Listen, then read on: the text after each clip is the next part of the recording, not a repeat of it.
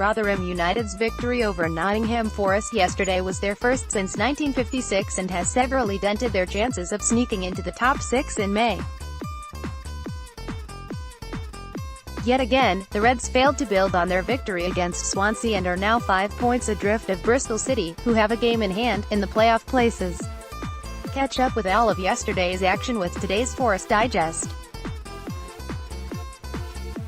Forest playoffs hopes suffer massive blow with defeat. Playoff dreams were dealt a significant blow as they were outbattled and outfought by Rotherham, who claimed their first win over the Reds in more than half a century. The Millers had not beaten Forest since 1956, but they took all 3 points at the New York Stadium, as they twice profited from set-piece goals. Here is how the afternoon played out. João Carvalho and Jack pull back after the defeat at Rotherham. Image, Dan Westwell. Getting Forest in the playoffs is now a big task, admits boss Martin O'Neill. Admits Forest have a big task ahead of them if they are to revive their playoff hopes, after seeing Rotherham boost their survival hopes with a battling 2-1 win in Yorkshire. It leaves us with a big task. We always had a big task, but I told you that a loss at this time of the year would be a setback, said O'Neill. This was a setback to us and we have to try to rectify that in a few days. I have loads of confidence that we can do that. Here is what the Reds boss has to say after the defeat. How a poor defensive display proved Nottingham Forest's undoing. There was little to shout about in terms of individual performances yesterday.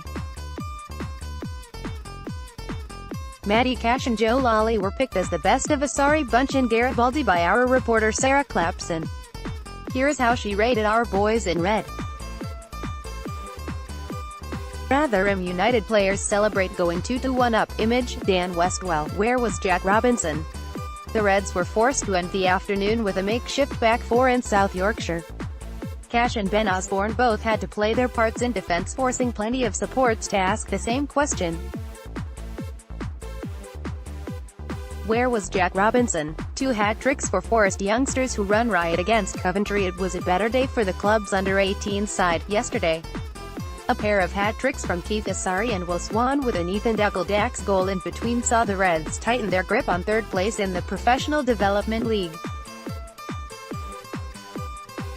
The youngsters really put on a show in their final home game of the season with an emphatic 7-1 victory over Coventry City.